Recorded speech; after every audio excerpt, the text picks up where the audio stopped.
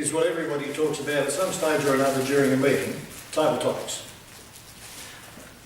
Now, it used to be that when I first started as a Toastmaster, I came to the conclusion that it all started when there came a topic and your name followed it. And I was completely wrong. So the fact of it is, in my opinion, 30% of delivering a successful table topic happens before your name ever comes up. And the reason it does is because if you've done two things before your name comes up, you'll be on and ready to go and deliver a good topic. The first two things is to do with attitude and preparation.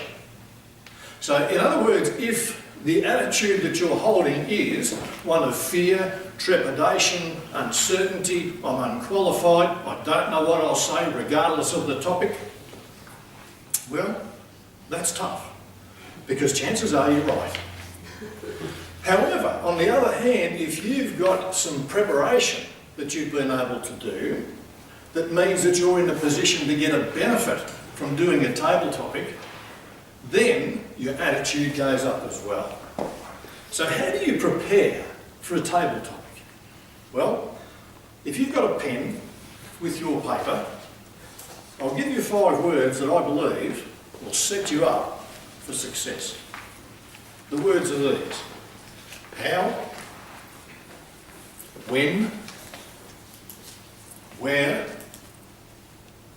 who, and why. So, what's the benefit of those words? Well, the benefit of those words is that they will be your big assist to get started with your table topic. So tonight is not about how do you do the middle part of a 2-minute speech or how do you do a conclusion, it's how do you start? Because once you've started, then you can continue on. It's the starting that we've got to capture tonight. I'm going to suggest to you that there are any number of ways to start a table topic. But I'm going to cover tonight a technique, a method, if you like, which you can take it or leave it and use it in any way that you care to.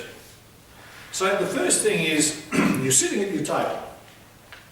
The topic master is out there and he says, the topic is blah, blah, blah, Dave.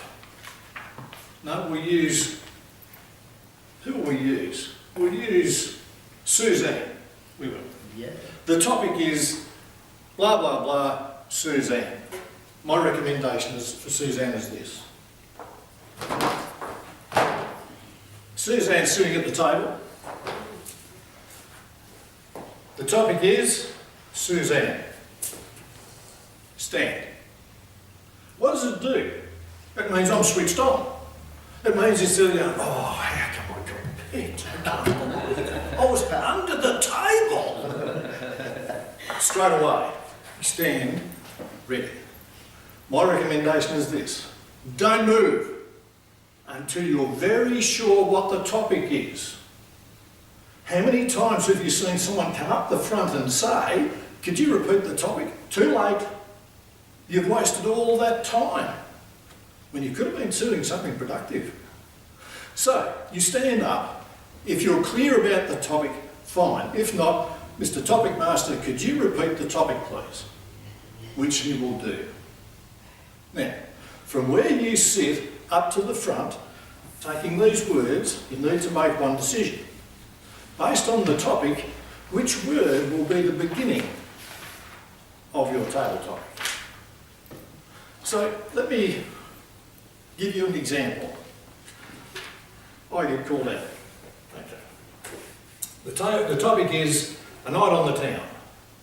Allan. Mr. Table Topic Master, could you repeat the topic? A night on the town. I'll walk up to the front, thinking, which word am I going to use? Now, when I start my table topic, see if you've worked out. So by the time I get to the front, the Table Topic Master will repeat the topic, which I don't need because I've already sorted it out. And then I'll wait for 4 or 5 seconds while I ponder my first sentence and then get started. So there I go. I get up at the front. Topic is a night on the town. Light, pulsing, sound, reverberating, everything in my ears. I can't believe I've come out to a nightclub when really I want to be sitting at home in my big chair and a small glass of port. Okay, so which word did I use as the basis for starting that table topic? When? Well, yes, it could be. Why? Where? Or why? See, it doesn't really matter, does it? All those words can come into play. The word that I had in my mind was where. Where was I? I was at a nightclub. Right? So that was how I started my table topic. Now I'm going to, each of us are going to have a go at this because we've got time, thankfully. I'm going to ask Darryl a topic.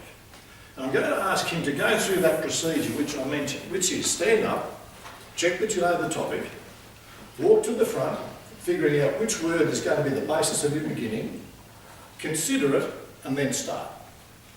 Let's see how we go. So the topic is my first car. Darryl.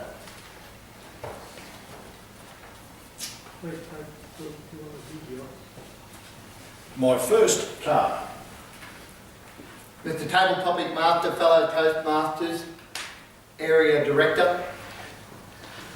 Way back in 1986, I was working part-time and I used to ride my bike to a plastic factory.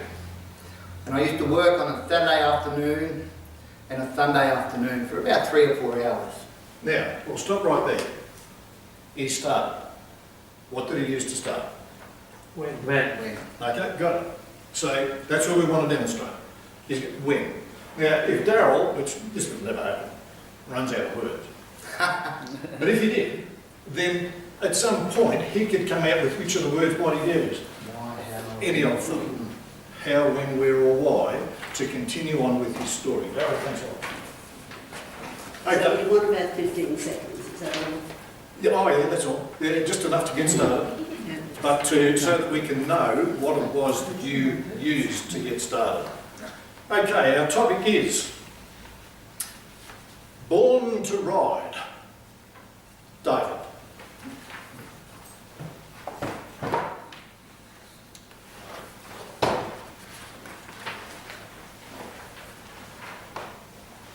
Born to Ride.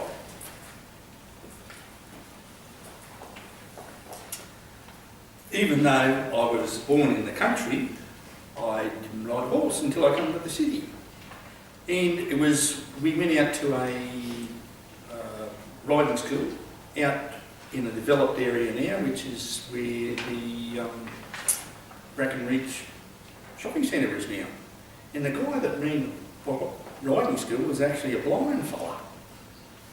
So we got on this horse and they said, "Are you an experienced rider?" And I said, "Well, yeah, I know how to handle it." So this 7 minutes later. Thanks, Dave. that was so. What did you start with, Dave? What was your thinking on it? Where? Okay, good. No worries. So our topic is night lights. Night lights, Suzanne.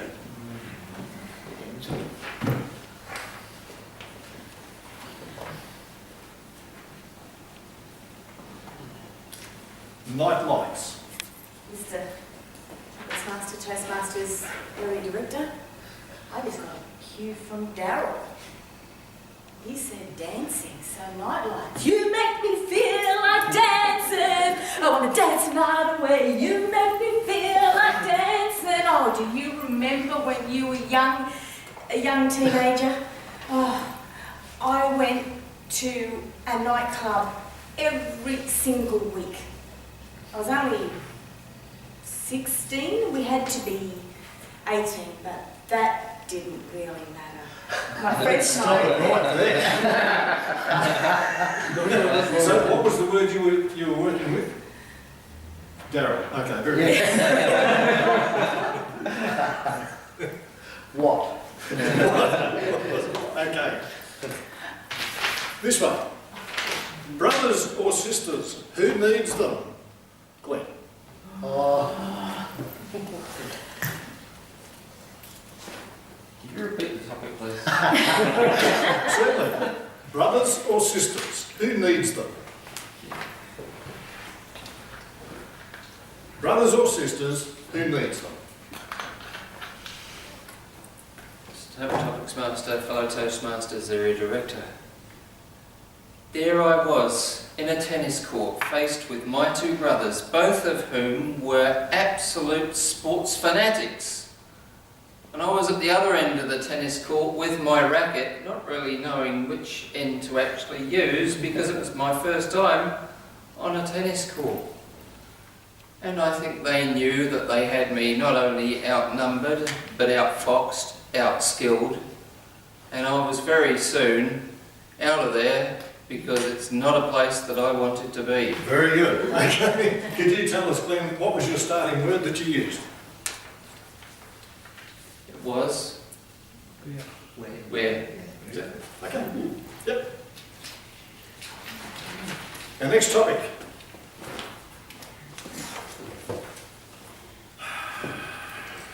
Is winning Tats Lotto.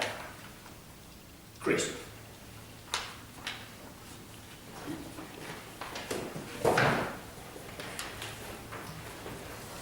Winning Tats Lotto. Winning Tats Lotto! I feel like I've already won. It doesn't matter if you win Lotto. What matters is how you feel about yourself at any particular moment. So if you think you've got the winning number in your pocket, you will feel like that winner. I once left my Lotto ticket at work, and